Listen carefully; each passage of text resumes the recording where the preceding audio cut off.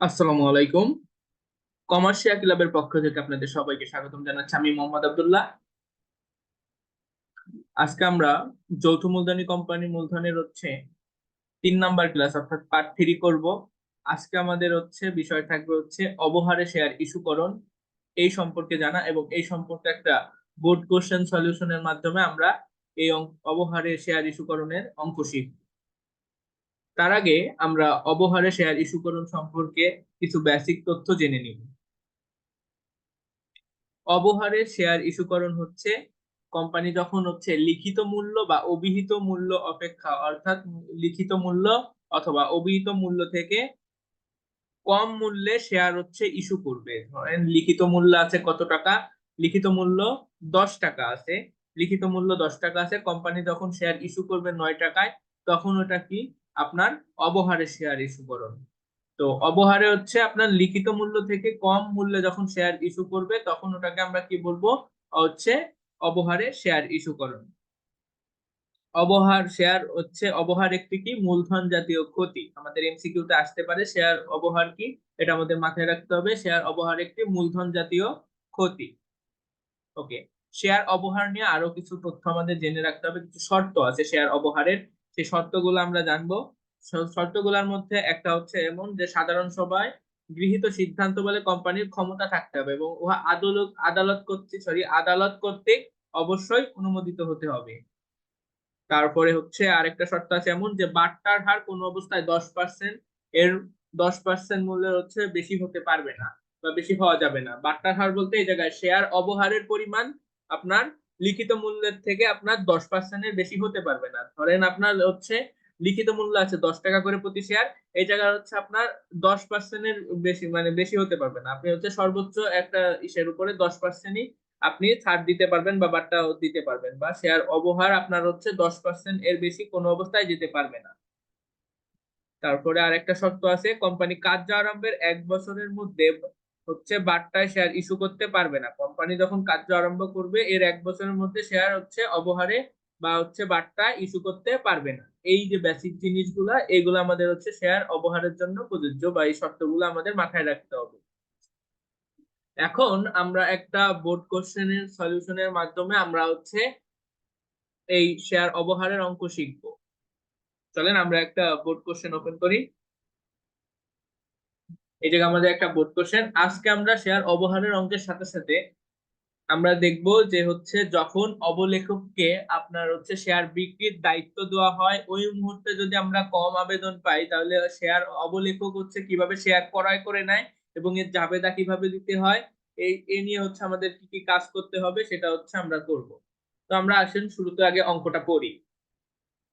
Padma manufacturing company limited প্রতিটি 10 টাকা মূল্যের 1 লক্ষ শেয়ার নিয়ে নিবন্ধিত। কোম্পানি মোট শেয়ারের 60% জনসাধারণের নিকট প্রতিটি 9 টাকা মূল্যে বিক্রয়ের জন্য বিজ্ঞপ্তি প্রচার করলো। দেখেন লিখিত মূল্য কত ছিল আমাদের 10 টাকা করে, কিন্তু ইস্যু করছে কত 9 টাকা। তার মানে এটা আমাদের বুঝে নিতে হবে কি এটা অবহারে শেয়ার ইস্যু করা হয়েছে। 50,000 শেয়ারের আবেদন পাওয়া গেল এবং আবেদনকৃত শেয়ার আহ, হচ্ছে সমুদায় আপনার জনসাধারণের মধ্যে বন্টন করা হলো। অবলেখককে শেয়ার প্রতি হচ্ছে 0.50 টাকা কমিশন প্রদান করা হলো। অবলেখককে কমিশন যখন প্রদান করা হয় তখন আমাদের মনে রাখতে হবে এই শেয়ার বিক্রির জন্য আমাদের দায়িত্বটা কার উপর দেওয়া হয়েছে, অবলেখকের উপরে দেওয়া হয়েছে। তো যখন আমাদের দেখেন আমরা ইস্যু করছি কত, টোটাল শেয়ারের 60%, 1 লক্ষ শেয়ারের 60% করলে কত হবে 60,000 শেয়ার। তার মানে আমরা 60,000 শেয়ার ইস্যু করছি, কিন্তু আমরা আবেদন পাইছি কত 50,000 শেয়ার।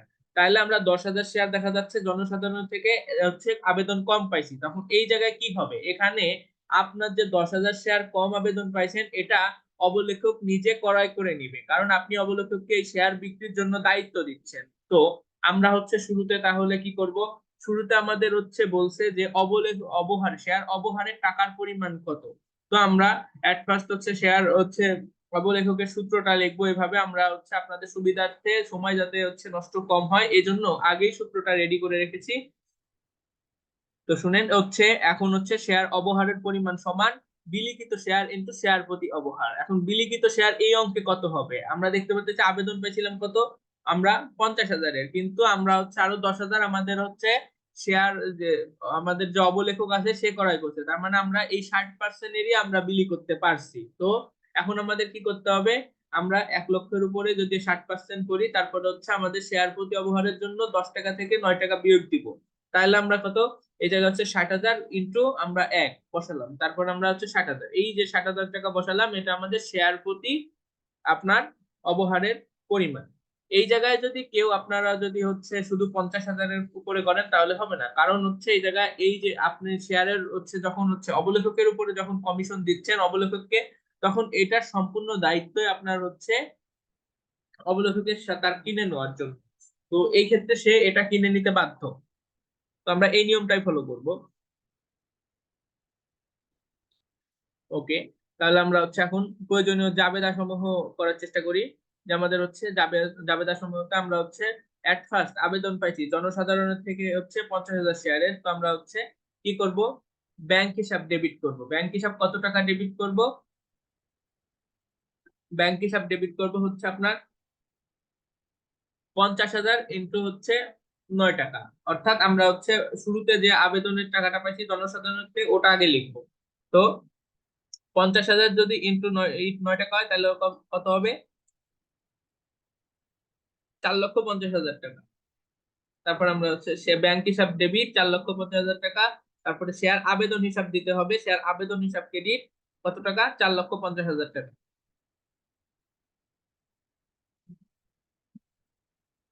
দিলাম।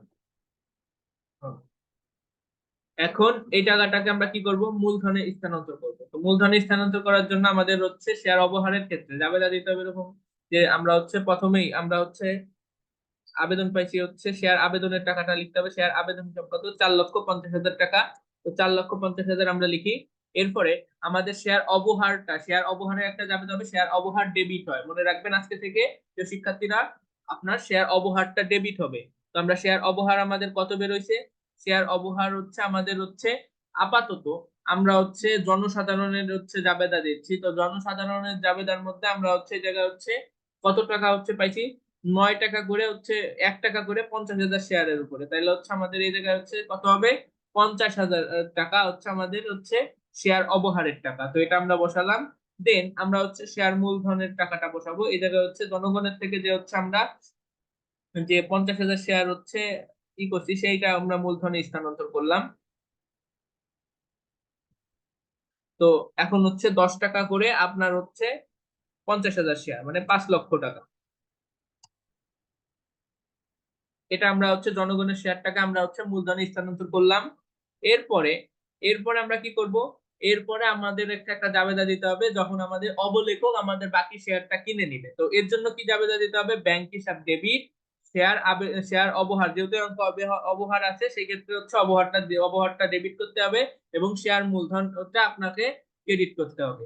যদি অঙ্ক অবহার না থাকতো, সমাহার থাকতো, তাহলে ব্যাংক হিসাব ডেবিট, শেয়ার মূলধন হিসাব ক্রেডিট। যদি আপনার এই অঙ্কে হচ্ছে অধিহার থাকতো তাহলে কি করতেন, অবলেখক যখন ক্রয় করতো তাহলে ব্যাংক হিসাব ডেবিট, শেয়ার মূলধন হিসাব ক্রেডিট, তারপর শেয়ার অধিহার হিসাব ক্রেডিট। ওকে, তাহলে এইভাবে করে আমরা করতাম। যেহেতু এটা অবহারের অঙ্ক সেক্ষেত্রে আমরা কি করব, শেয়ার ব্যাংক হিসাব ডেবিট, তারপরে শেয়ার অবহার হিসাব ডেবিট, তারপরে শেয়ার মূলধন হিসাব ক্রেডিট করব।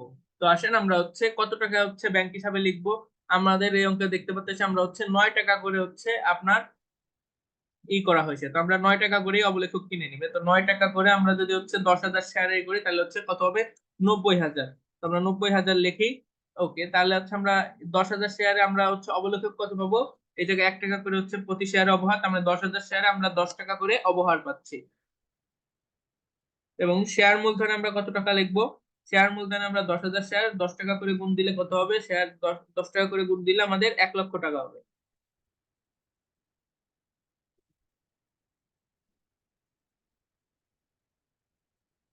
1 লক্ষ টাকা লিখি। তারপরে আমরা যে হচ্ছে অবলেখককে কমিশন দিচ্ছি এর একটা জাবেদা দিতে হবে। এর জাবেদাটা কি হবে, অবলেখকের কমিশন হিসাব ডেবিট, ব্যাংক হিসাব ক্রেডিট। আবার বলতেছি, অবলেখকের কমিশন হিসাবটা ডেবিট করতে হবে, ব্যাংক হিসাব ক্রেডিট করতে হবে, অবলেখকের কমিশনের জাবেদা দেওয়ার জন্য। তো অবলেখকের কমিশনের পরিমাণ কত? অবলেখকের কমিশনের পরিমাণ হচ্ছে শেয়ার প্রতি হচ্ছে 50 পয়সা করে। তার মানে আমরা হচ্ছে এই জায়গায় টোটাল হচ্ছে কত শেয়ার বিলি করছি? আমরা বিলি করছি হচ্ছে টোটাল 60,000 শেয়ার। তো আমরা হচ্ছে এই 60,000 যদি হচ্ছে 50 পয়সা দিয়ে গুণ দেই, তাহলে আমরা অবলেখকের কমিশনের পরিমাণ পাবো। তো 60,000 50 পয়সা দিয়ে গুণ দিলে আমরা কত পাবো? 30,000 টাকা পাবো। তো এই 30,000 টাকা আমাদের কি? অবলেখকের কমিশন। তো অবলেখকের কমিশন হিসাব 30,000 ডেবিট, ব্যাংক হিসাব কত? ব্যাংক হিসাব 30,000 টাকা ক্রেডিট। এটা গেল আমাদের হচ্ছে জাবেদা। এই অঙ্কে এই জাবেদা গুলো দিতে হয়েছে। এই জায়গায় আপনারা হচ্ছে ব্যাখ্যা দিয়ে দিবেন। এরপরে আমাদের হচ্ছে গ নাম্বারে কি বলতেছে? গ নাম্বারে আমাদের বলছে কোম্পানির আর্থিক অবস্থার বিবরণী প্রস্তুত করো। আমি আর্থিক অবস্থার বিবরণী ছকে এঁকে রেখেছি, এখন আসেন আর্থিক অবস্থার বিবরণী প্রস্তুত করি। তো আর্থিক অবস্থার বিবরণী প্রস্তুত করার জন্য আমাদের হচ্ছে অঙ্কের আইটেম গুলো একবার দেখে নিতে হবে। এই জায়গায় ব্যাংক হিসাব আছে, যা আমাদের চলতি হিসাবে চলতি সম্পদের মধ্যে যাবে। তারপরে শেয়ার অবহারটা অসমন্বিত ব্যয়ের মধ্যে যাবে। তারপরে হচ্ছে অবলেখকের কমিশনটা আপনার হচ্ছে অসমন্বিত ব্যয়ের মধ্যে যাবে। এগুলা সব হচ্ছে আপনার সম্পদের আইটেম। তো এগুলো আগে আমরা বসাই। ব্যাংক হিসাবটা আমরা একটু ক্যালকুলেশন করে নিয়ে যাবে, যা থেকে শুরুতে ছিল আমাদের 4,50,000, 4,50,000 হচ্ছে ব্যাংক হিসাব ছিল। তারপরে আমরা 90,000 বাড়লো, তার মানে হচ্ছে 5,40,000। এরপর আবার হচ্ছে চলে গেল কত? আপনার 30,000। তার মানে 5,10,000 টাকা আপনার হচ্ছে ব্যাংক জমা। তো আমরা এই জায়গায় ব্যাংক জমা বরাবর হচ্ছে কত লিখবো? 5,10,000 টাকা। 5,10,000 টাকা ব্যাংক হিসেবে লিখলাম। এখন অসমন্বিত ব্যয়ের আইটেম আমরা এখানে দুটা দেখতে পাচ্ছি, সেটা কি? অবলেখকের কমিশন এবং হচ্ছে শেয়ার অবহারের পরিমাণ। তো আমরা অবলেখকের কমিশন এই অঙ্কে আমাদের কত ছিল? অবলেখকের কমিশন ছিল আমাদের হচ্ছে এই অঙ্কে 30,000 টাকা। আমরা 30,000 টাকা বসাই। তারপরে আমরা দেখতে পাচ্ছি শেয়ার অবহারের পরিমাণ এই অঙ্কে আমাদের কত ছিল? 60,000 টাকা। তো 60,000 টাকা আমরা বসাই। এখন টোটাল সম্পদটাকে আমাদের যোগ করে এই পাশে হচ্ছে মোট সম্পদে বসাতে হবে। তাহলে আমরা টোটাল সম্পদটা যোগ করি, তাহলে কত হয় আমাদের? 6,00,000 টাকা হয়। 6,00,000 টাকা। এরপর আমাদের হেডলাইন দিতে হবে। এটা হচ্ছে ক্লোজ করে দিব আমরা মোট সম্পদ দিয়ে। দেন আমাদের পরের হেডলাইনটা হবে হচ্ছে শেয়ার হোল্ডারদের শর্ত ও দায় সমূহ। তো শেয়ার মূলধনে আমাদের হচ্ছে এক ফার্স্ট হচ্ছে অনুমোদিত শেয়ার। অনুমোদিত শেয়ারে কি করতে হবে? প্রতি শেয়ার যে কয় টাকা করে হচ্ছে লিখিত মূল্য, 10 টাকা করে আমাদের লিখিত মূল্য ছিল। এবং টোটাল যে কটা শেয়ার ছিল, টোটাল অনুমতি পাইছি আমরা 1,00,000 শেয়ারের। তো আমরা এই শেয়ার মূলধনটা এই কলামে লিখে আমরা হচ্ছে ক্লোজ করে দেবো। তো আমাদের হচ্ছে কত?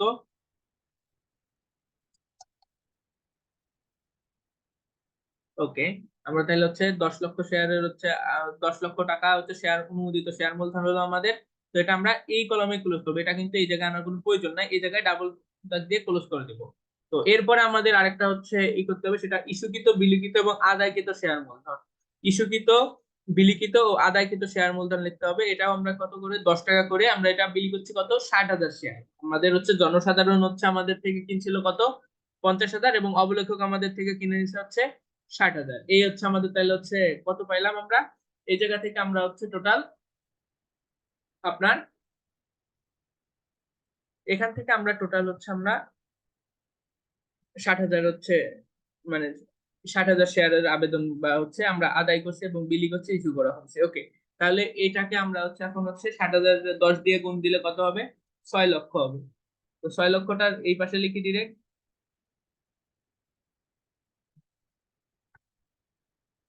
দেন এটাকে আমরা হচ্ছে যোগ করে নামাবো। এই জায়গায় নামাই, 6,00,000 হবে যেহেতু আর কিছু নাই।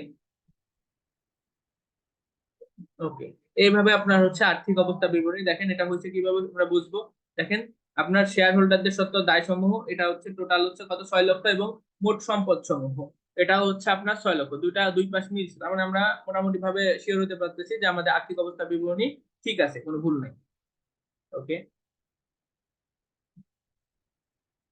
এমনকি আপনার কোথাও যদি বুঝতে সমস্যা হয় আমাদের কমেন্ট করে জানাবেন, অথবা আমাদের ইনবক্সে নক দিবেন, আমরা আপনাদের বোঝায় দেওয়ার চেষ্টা করব। ধন্যবাদ আমাদের সাথে থাকার জন্য। আসসালামু আলাইকুম।